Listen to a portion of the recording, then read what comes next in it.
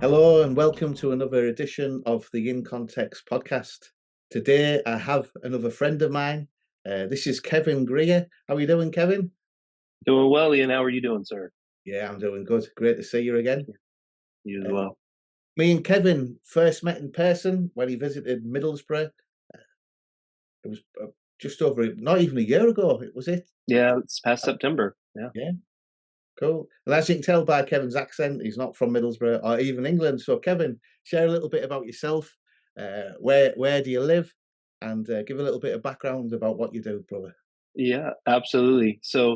Uh, yeah, as Ian said, I'm Kevin Greer, originally from the state of Ohio in the United States.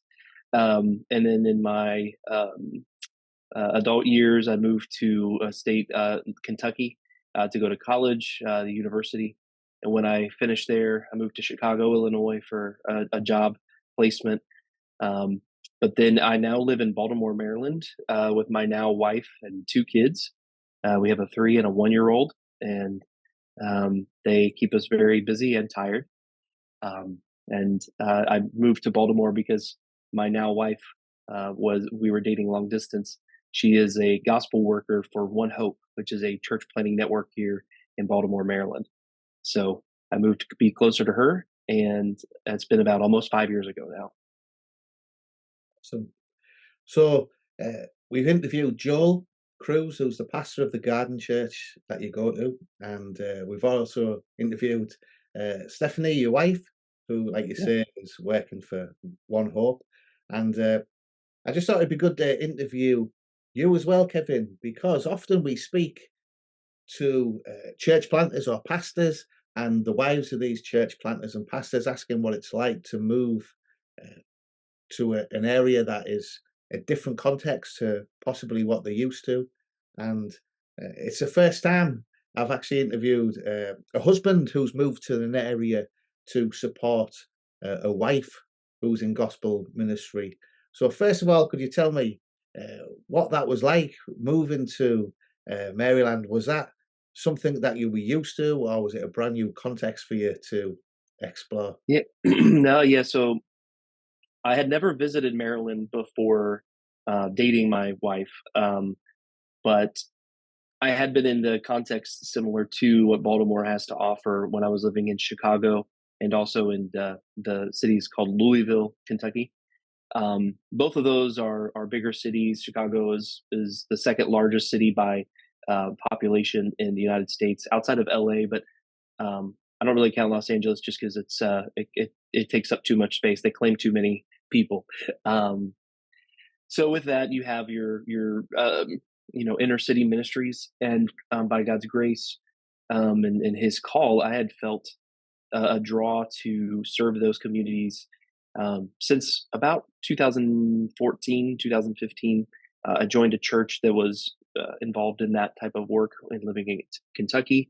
And then also when I moved to Chicago, joined a church that was a similar mindset of inner city ministry. So moving into Baltimore and supporting my wife was actually just an answer to the Lord's prayer because I wanted to find a wife who would be on on the same page as I was being there because to your point, sometimes you're interviewing wives of husbands who've wanted to go into those hard to reach places, and they're the ones who need to be convinced. So I had a thought in my mind of how am I going to convince Stephanie to join me in this? But when I found out where she lived, who she worked with, the type of work she was doing, I was just praising God because we were both aligned in ministry and what we wanted to accomplish as far as our ministry goals. So that was just a nice change of pace. One of the things that is different to where we're at now is now I've actually bought a home for the first time living in Baltimore, Maryland. We bought a house about 3 years ago, and so I'm less transient. I'm less, moving from apartment to apartment when my lease is up. But now we are more stable.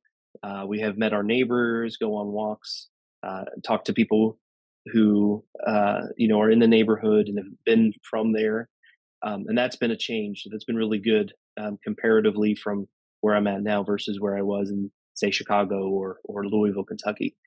So it's been a really good experience.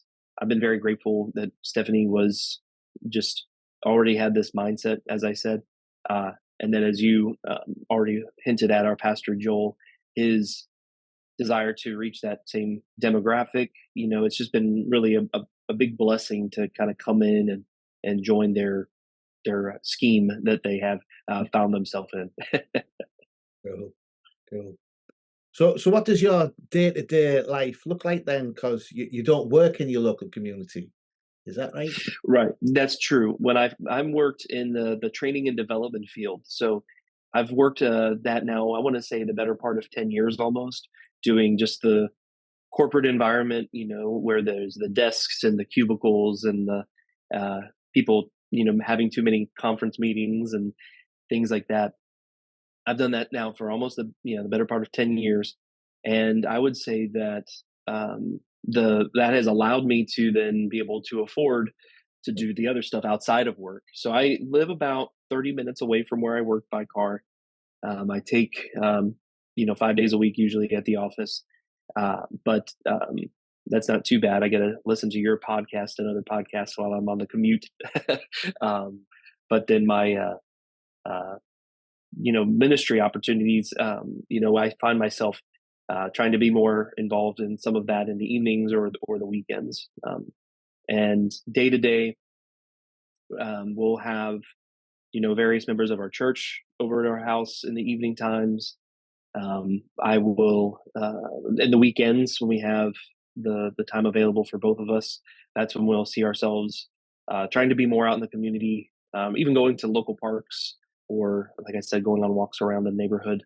That's a day to day for us. Is just really a lot of our time, as you know, Ian. You met our children. That it revolves around them right now. They're so young and just so needy. So we make sure they're eating, staying alive, and then everything else falls into place after that. Yeah. Awesome. Yeah, 2 very beautiful children. Oh, My thank my you. whole family fell in love with them, when they Yeah, visited in September. Uh, yeah, awesome, brother. And again, I think what strikes me as unusual is you work 30 minutes from where you live, but live on the doorstep of where you worship, and that's quite unusual for a lot of people who you find would probably live closer to work and then travel into church. So how yeah, do you think living in your local community benefits you as mhm. somebody who works full time yet still has a heart for urban ministry? How does that benefit you living in your local community? Yeah. I would say that in very practical ways, now the folks that I interact with outside of work, it's very easy to try to get them connected and join me, let's say at a church service, or to welcome them into my home. Mm, With trying to be hospitable and share the hope of the gospel. Because when I share the gospel and I talk to folks at work, which I still try to do, many folks who live in this area where I'm at right now actually don't tend to favor driving that far to go to church. They pass a number of good churches on the road to get to my church, which I would encourage them to find a place close to them as well. But as you know, when you're first inviting somebody to a church service, you're usually wanting to be there with them, sit near them, kind of help them recognize that there's strength in numbers, that that they are welcome. And so, as a strategy, we've decided, my wife and I, that we want to live close to where we worship, because we realize that as we want to be intentional with our neighbors, we want to bring those same neighborhoods, or I'm sorry, those same neighbors in our neighborhood to the church that we attend. And that has been just, yeah, we can walk to our church building. We're close enough, which has been a big blessing. Practically, it's also been a big favor whenever I forget something at the house and I have to run home really quick. Kid needs a diaper, something like that. I think they call them nappies over there, right? And so um, we'll, those are some nice things.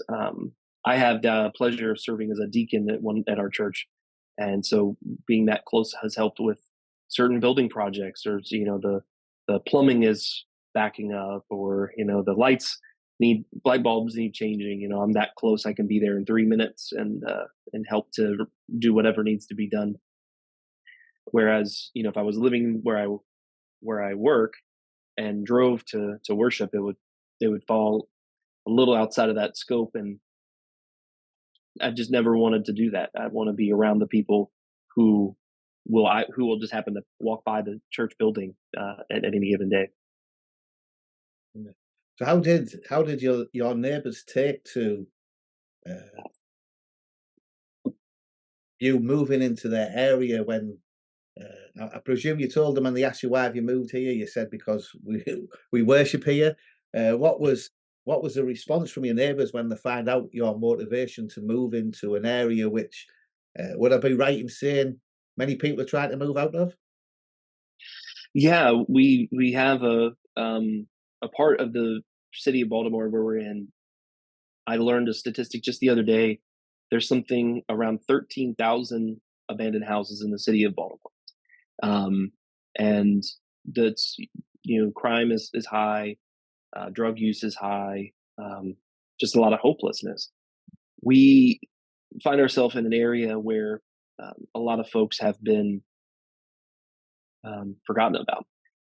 But in that, the city of Baltimore, especially the neighborhood where we live, is very churched. Like there's a lot of church buildings. Now, some of them have since closed their doors or have busted out windows and things of that nature. However, folks here in Baltimore are still uh, religious. So when you tell someone that you want to, move into the neighborhood and serve in your church, they really don't bat an eye to that because they know what church is. They experience it. Now, whether or not that those churches are preaching the gospel, I'll say is probably not the case, unfortunately. Yeah, but they don't really see that as being odd because it is a very churched part of the country. Um, the the the things that they're not doing though, or not seeing in these contexts, is some of that hospitality that we want to explore and experience with them. As an example, when it came to Christmas time this year, my wife went ahead and made some cookies, and then we went with our two kids door to door and just passed them out and told everybody Merry Christmas. Just very simple, a very non-committal. We just wanted to say hey, and of course the families love to see the little kiddos. They think they're cute, so we do that, and they're kind of blown away by the generosity and the hospitality. But the fact that we live where we go to church, that doesn't surprise them too much.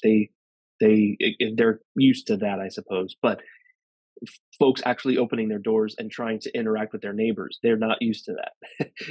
Yeah, most people kind of keep to themselves, um, and they don't interact more than a Sunday morning if they even go to church. Wow. Yeah, so that's quite unusual where it's almost the polar opposite to where we are in Middlesbrough, where people aren't churched.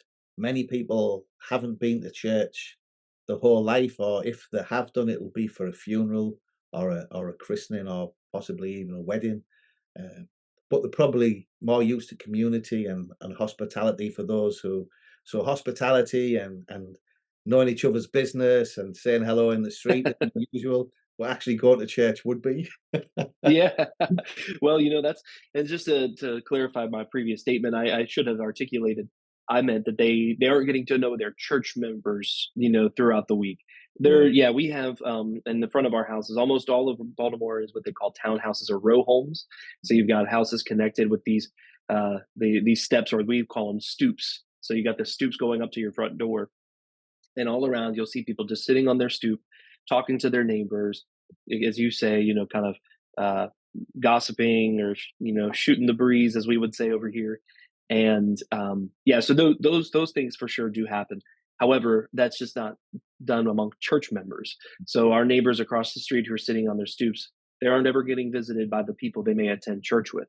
They're just getting visited by the people who live on their block. And so right. that's one of the things that's a little different with us being there, is that they see all the time we have church members coming over for lunch, dinner. We will use them for babysitting our kids, so my wife and I can have a date night. It's just we want to. It's not unusual, Ian, for us to have other members of our church at our house.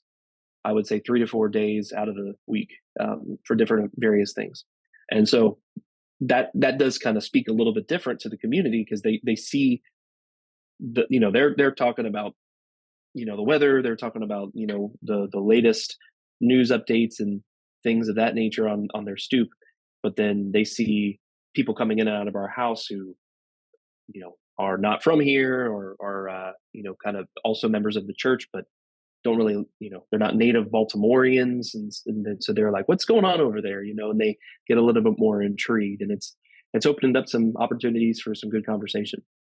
Awesome. And again, you mentioned earlier about your two children, and many people who are considering ministry in hard to reach places in the UK. One of the main concerns um, is bringing up children in communities where there's high drugs, unemployment, or crime. Yet you guys have decided to start a family in one of these communities. Never mind, take them there. So, Yeah. share a little bit about what that was like. Have you faced any challenges or any fears? And what is the reality of living in a community that is forgotten socially and economically and even spiritually in some areas? What is the reality of living in one of these neighborhoods? Yeah. So the I'll answer the last thing first there. Just kind of the impact there. We're My wife and I are convinced, as hard as it is for us to fathom, our children will die one day, Mhm. and or Jesus will come back, right? One of the two. And we would rather our children know Jesus, be faithful to love and serve Him, than to have a posh, comfortable life where they have lots of money and forget that God even exists, just to say that they avoided potential traumatic events or poverty and things of that nature. And we're also convinced that the only hope for Baltimore or Middlesbrough or any neighborhood in the entire world for any kind of um, reestablishment, spiritually first, of course, but then also just monetarily to help lift those who are in poverty. The only hope for those folks is the gospel, and so we're convinced that you raise the if everyone who is a believer leaves those areas, and all you're left with are the non-believers, then you have people such as you just mentioned in Middlesbrough who never attend church, who don't even know about Jesus. We see that in the United States a little bit in more of the Northeast Atlantic coast states like Maine, New Hampshire, Vermont. I've heard stories of people not even have ever heard of the name of Jesus, and yet they still get Christmas Day off, and as a national holiday, and so they don't really know why they have this day. But the the the next generation that's coming up, believers who want to share the gospel, who want to see lives changed. That's the only way that any town's going to is going to revitalize. So we've worried about our children, as most parents would in a normal type of situation, right? Like, are they if they ever run across the street, we have live on a fairly busy street. Would they ever get hit by a car? But that's a normal fear that parents would have anywhere in the world, right? But more practically for us, we worry about things like gun violence. In our neighborhood, guns are legal, um, and even the folks who have them usually don't have them by legal means. uh, so we're worried that would it be that they might be in the wrong place, wrong time?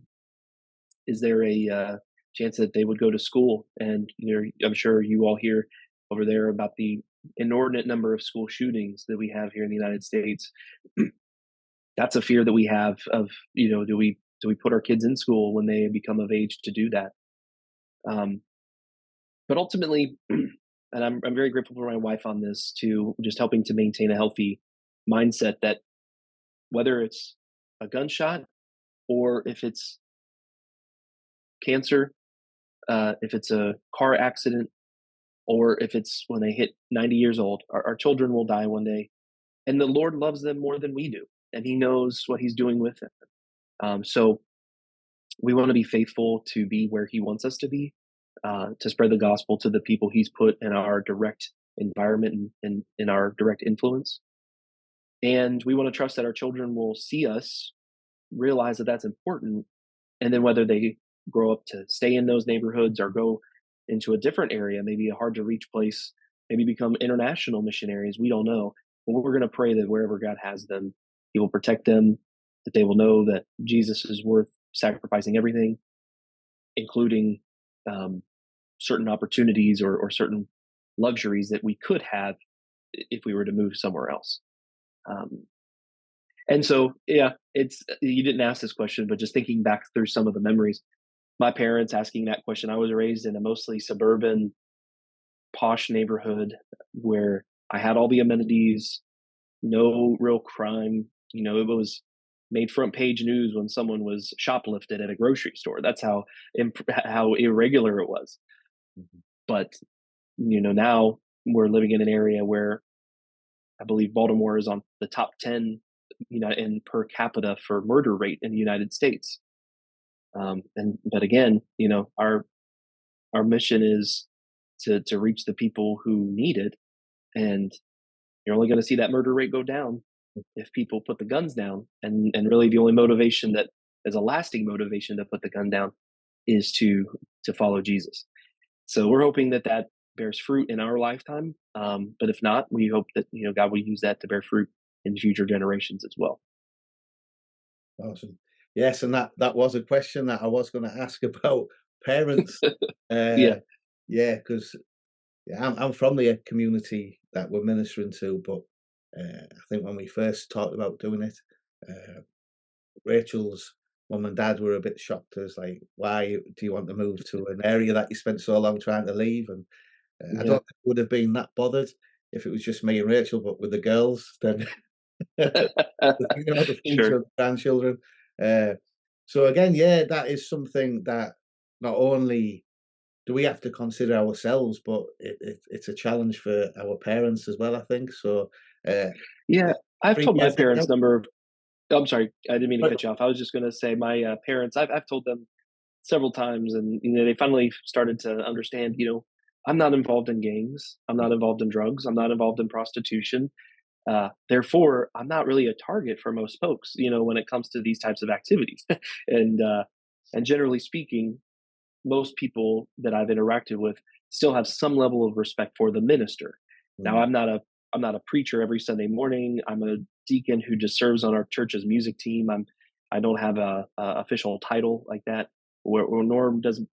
My wife, even though she's a member of our church, and a gospel worker on staff, most people do see like the pastor, the reverend. They kind of understand that, but even still, there's some level of respect for just the general church member. So when we see people walking by our church building or walking by our house, and they're sometimes confused because where we live too, I don't know if this was obvious to you or not, but I'm the one white person in our neighborhood, one white male in our neighborhood. Everyone else is black. It's pretty segregated in Baltimore. So a lot of people have that question, like, why do you live here when you have the choice to live somewhere else? And I'll tell them, oh yeah, no, I serve in a church, here and by, and that kind of is like, oh okay, and then they mhm. don't really want to invite me to some of those more illegal activities anymore. Cool. Awesome. Yeah, so again, that yeah, I wasn't aware it was so, segregated.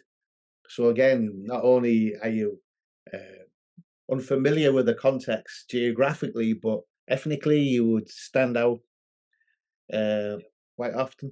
Again, when you're walking around in a neighborhood like that, as a different ethnicity, would somebody think that you're there for illegal reasons? So not many you would imagine would think you're there for uh, church. we live about 2 blocks from a police station, and every morning I'd pass it on my way to work, and I do get some looks from the officers sitting in their police cruisers, like but thankfully, with us being there for a few years now, they recognize my car, they recognize my face, and I think they've come to realize that I must be permanently Mm, located. I have been pulled over before for some kind of bogus reason. They just want to, you know, say something, just so they can see if I've got drugs in the car. But then when they see my 2 year old in the back seat, or they hear that I or see that I'm not impaired with drugs or anything, then they just usually let me go. So yeah. Oh, cool. And again, just a couple of the things you brought up, just rewinding a little bit. For many of us in evangelical circles, the sovereignty of God and His providence, and knowing that the date and time for our first and last breath is given by God and ordained. But when it comes to our children, often we can, I don't know whether doubt that, maybe fear that, Mm, as much as be comforted by that. Uh, so again, I think that mindset of bringing your children up in a home that is relationally happy, as in having two parents who love one another and love the children, and relationally happy as in pointing these children to Jesus, uh, mhm. should be the priority for all of us. But often academics, comfortable lifestyles and things can as much as we can preach that, even as a pastor and a preacher myself, I would declare all those things. But I think one of my biggest challenges is that desire for comfort and an idolatry of family, in particular, uh, Yeah. my children. So how do you uh, how do you make that a reality? It's easy to say that we all want our children to know Jesus first and foremost, but in the day-to-day living of life, how do we keep that at the forefront of our lives and instill that within our family home? Ooh, yeah. Well, when I figure that out, I'll come back and answer that question. No, some practical things, that we do, even now at a young age. Before we go to bed every night, we do a Bible story, and then we pray and sing a hymn, and that's our bedtime routine. And we want to, and then throughout the day, of course, we're referencing Jesus and to our children as they get older and are able to comprehend a little more. We'll start doing more, I'll call them intensive Bible studies, but we're more like directed. Like let's talk through this and this topic. I think is kind of how we'll navigate that. But kind of more of a answer, to the twist on your question there. To keep it in the forefront of my mind and my wife Stephanie's mind, like this is the ultimate goal. I try to remember Jesus in the scriptures. Recently, this podcast is being recorded a couple weeks after we celebrate Easter, and we had a Good Friday service a couple Fridays ago, where here in the United States, one of the popular things to do. I'm not sure if this is the case in the UK, but we'll do a seven last words of Jesus service. Is that anything that you've heard before? Oh no. So that just through the books of John and Luke, the seven last phrases while Jesus is on the cross, that he says, and each preacher does like a little 5-7 minute sermon on each of those things. Excuse me. Well, anyway, I'm reminded of Mary, and when Jesus says in John that John looks at, I'm sorry, Jesus looks at John and looks at Mary, and he says, "Woman, behold your son; son, behold your mother," and then he takes her home. And I was reminded about how much pain Mary must have been experiencing, seeing her son, who she nursed, who she bore, who she weaned, who she watched his first steps. He had his first uh, you know, meal. All the things that she would have experienced over his life. She's now seeing him dying in front of her, and just the pain that she must have experienced. But then, but yet Jesus knew that it was better for him to stay on the cross, to die, and to raise again, than it would have been to come off the cross to provide his mother the temporary relief of her not having to experience her son die. Of course, she would have preferred to die first. She would have preferred to let her son outlive her, just like I would prefer my children to outlive me. But Jesus, in his kindness, went to the cross, let his mother endure that pain so that she doesn't have to endure any pain anymore for eternity, right? So just taking that same mindset, which is not easy to do.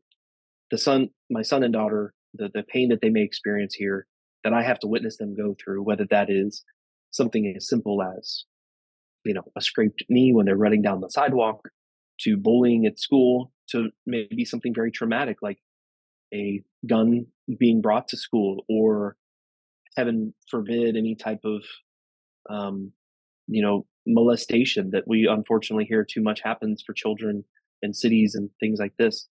Um, Witnessing addiction, witnessing drug use, witnessing abuse of other types. My prayer is that in witnessing that, they will then look to the suffering servant Jesus, who he bore their sin, and realize that A, this is what Jesus came to die for, and B, it's not always going to be like this. And that is easier said than done. I'm able to articulate that better talking to you on a podcast than I am when I've got my almost 1 year old in my arms late at night and just think about, one day she might have a boyfriend who breaks her heart and I'm going to want to give that. But you Yeah. know that's the truth, and that's what it is for me. That's what it is for you, for Esther, for Hannah, and for Rachel. It's for you two to deal with your daughters, and that's what Stephanie and I will deal with our kiddos. Um, what we do want to think through practically is how do we mentor and disciple our children so that they are able to properly uh, adjust to their surroundings. I don't want them to think that it's normal to get in fights. I don't want them to think it's normal to do drugs, even though they're going to see it all the time. What we want to do is we want to talk to them about how that's actually abnormal, and the reason that these folks are doing this is because they're responding either out of fear, out of revenge, out of sin, and they don't have to respond the same way. So I pray for that a lot, and just hope that I can keep that mentality as they get older. And we'll see once they start having the ability to kind of talk back to me and all that. Oh, cool. And again, something that has struck me through speaking uh, with people involved in urban ministry in the US is there's quite a different mentality, an entrepreneurial spirit, an idea of not just reaching the spiritual needs of a community or the practical needs, as in giving off food banks or food parcels or job clubs. You're looking to live and invest financially as well as spiritually into that community. You mentioned earlier about how you live in there.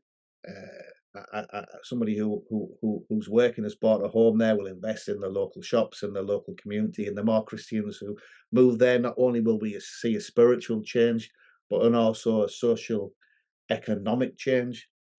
Why do you think that attitude is prevalent amongst Christians within the US and sadly not so common within the UK? Well, the United States has been so built on the American dream, which is very much so a um, what I would refer to as a uh, Tower of Babylon, Tower of Babel. I'm sorry, not Babylon. Tower of Babel effect, where we can come in, we can build our kingdom, build it up for us, and then we don't have to deal with all the other stuff around. Outside of the cities, the communities tend to be very isolated. I've lived now in several suburbs throughout multiple states in the United States, and it is not uncommon for folks to not even know their next door neighbor, just because they come in after their job, they go straight into the house, and then they have maybe like a fenced in backyard, so they never have to interact with anyone. So that is a picture that I've seen over and over again of folks trying to establish their own kingdom. their own Tower of Babel. They don't want to have a need for God. They don't want to have a need for others. They want to just establish what they want, get their thing.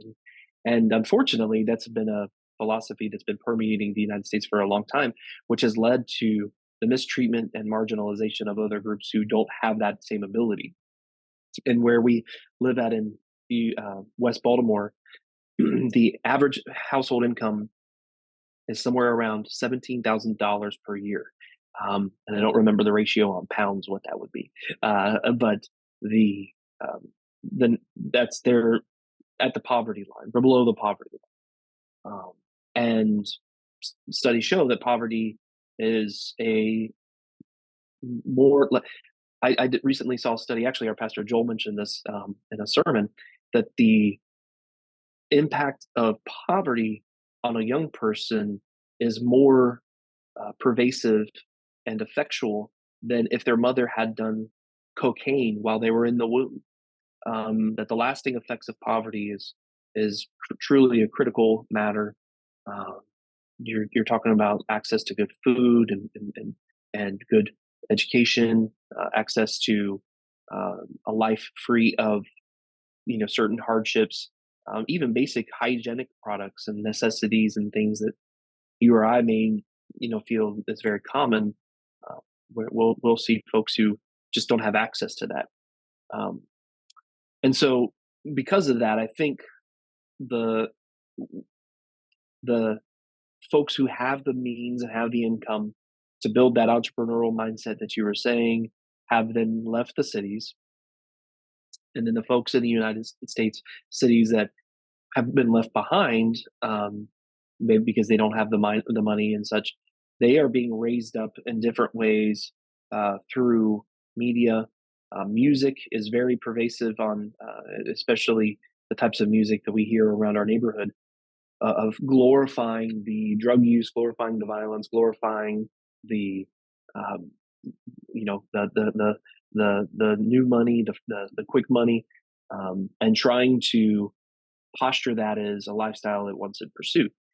Um, so it comes down to, what gospel are people hearing? Are hearing the gospel of money, the gospel of pull yourself up by your bootstraps, the gospel of if you have enough money, then you'll be really happy and satisfied?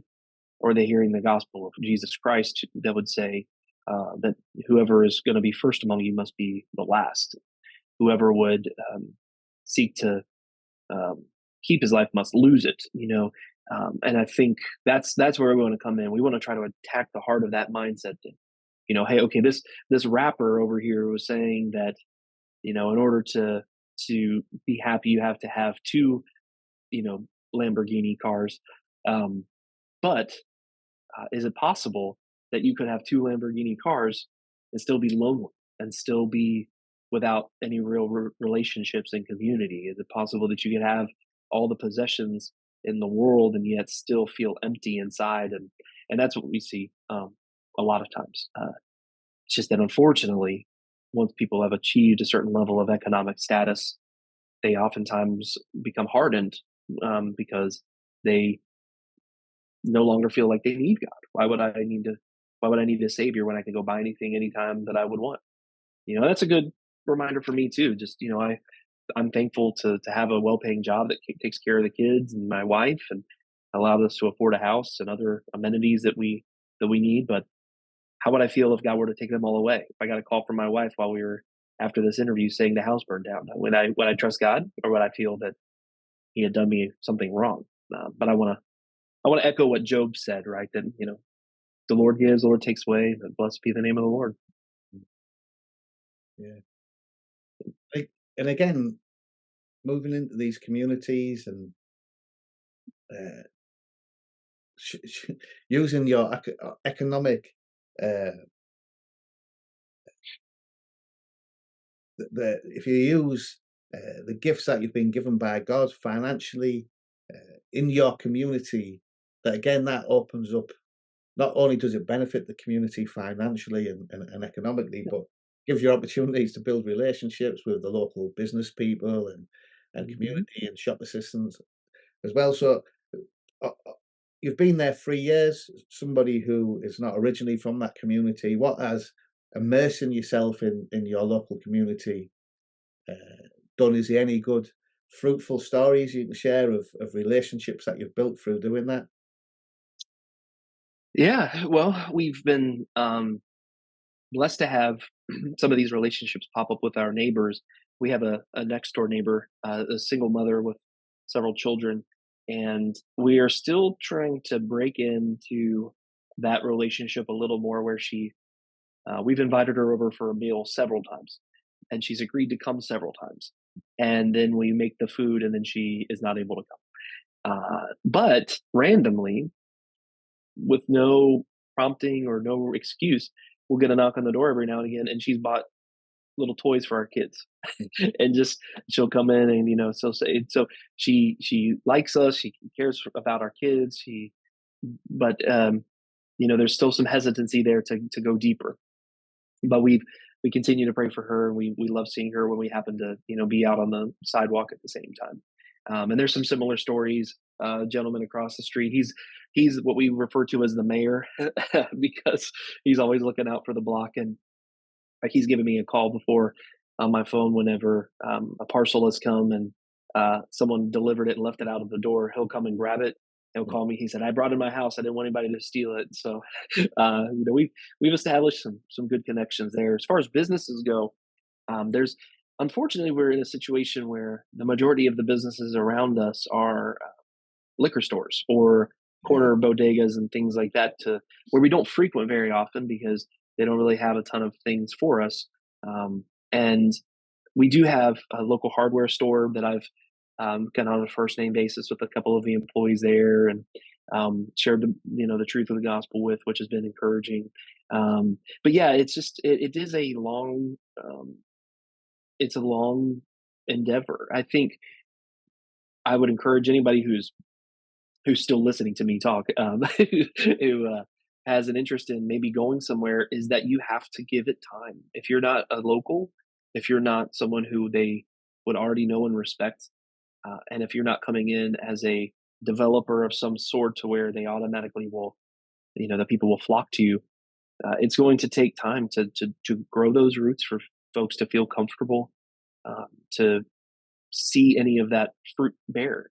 Um, Now, I mean, of course, there have been some nice stories that we've seen where, the first time we interact with somebody, I shared the gospel with a young teenage boy one time. He had been coming to the church, I want to say maybe about 6 months before I started coming. We get together one time at a restaurant and I share the gospel with him, and he actually gave his life to Christ. There's some exciting stories like that every now and again.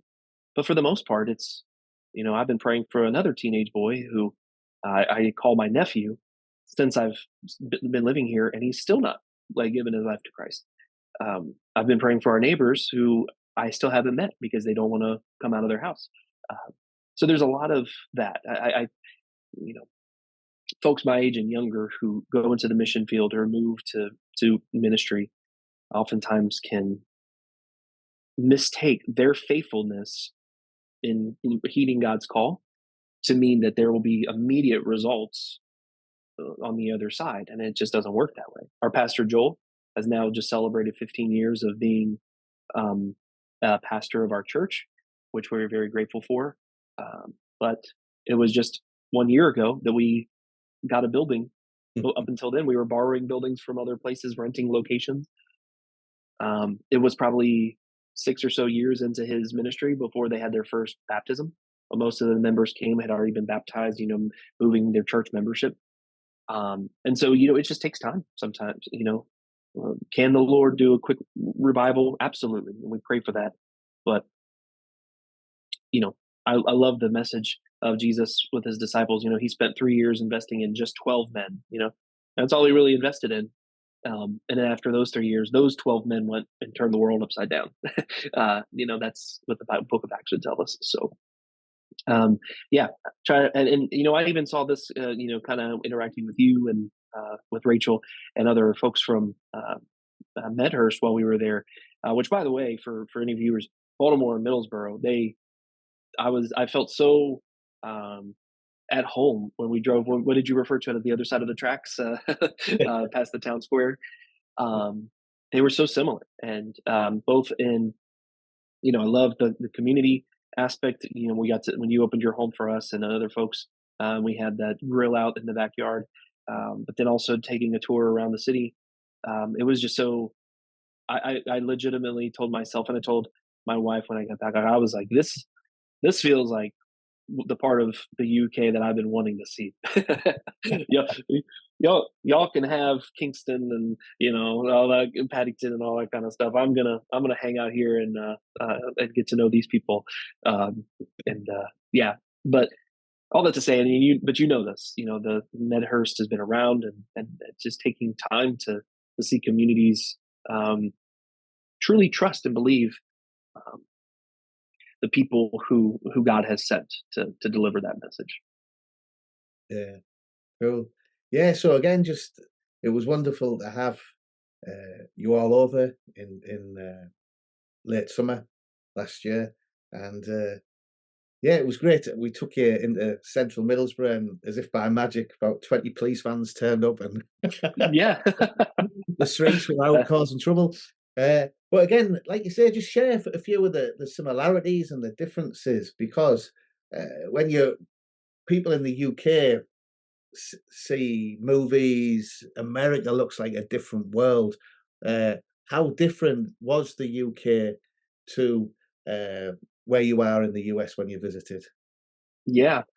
Well, the biggest difference is just the history. I would say, both we went to London, Middlesbrough, and Edinburgh, Scotland, in our trip, and in all three spots, you were able to see just how really old the country is and how much history there is behind it, which is very cool. Where we live in Baltimore, Maryland was one of the original 13 colonies after they separated from the UK, and so it does have a lot of history as well, as opposed to when you move further west into the United States. But all that to say, one of the big similarities I noticed was just how people flock to other people, and people just crave community, and it doesn't really matter if it was um, on the tube, if it was, in the streets. We were noticing just people wanting to be around each other.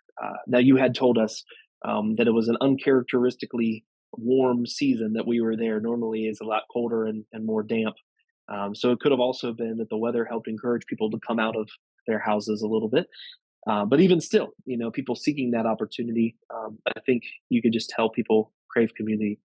Um, Economically, you know, we I was able to see some big similarities, specifically in London, of lots of money and things costing a lot, but also just the poverty piece in Middlesbrough and other spots where you have people who are forgotten, people who have kind of run down what they did have. When we went on that, when you gave me that little tour, one thing I was able to spot, and that you even pointed out, was just the interesting change from block to block demographically and ethnicity, right? Where you have maybe this particular block is where more of the, I think you told me maybe there were more Turkish people living there, and then you have on this side folks who have come from maybe like another, refugee state, where in the United States, it's interesting. We have a very similar, at least in Baltimore where I live now, we have a very similar dynamic. Where we live, I mentioned before, predominantly black. The average income is very low. The average cost of a house is very low. And you go one neighborhood over, and the average demographic is white. The average house value quadruples in home value, and so and yet they share a main road. It's what other side of the road you're on. So it's very interesting how some of those similarities where you have uh, people that um, sin is sin, and people will kind of cast off those who either don't look like them or are not a part of their group, their community. but then you also just have uh, that community aspect to where you could tell if you were one of these folks from Turkey or from wherever, you automatically had a place amongst the rest of them, same thing in Baltimore where you'll have people moving for college or folks who will come for different job opportunities, and they target certain neighborhoods that they're going to live in based off of their ethnicity, um, their level of income, different things like that. Uh, it was nice that the language was the same. It was easy for me to transition that way. Although some of the accents up in Scotland got me a little bit. I'm like, say that again. But it was nice to be able to share the same language. So I would say if anyone from the UK wanted to come to the United States, they would do well to get around and at least be able to understand, at least three quarters of everything.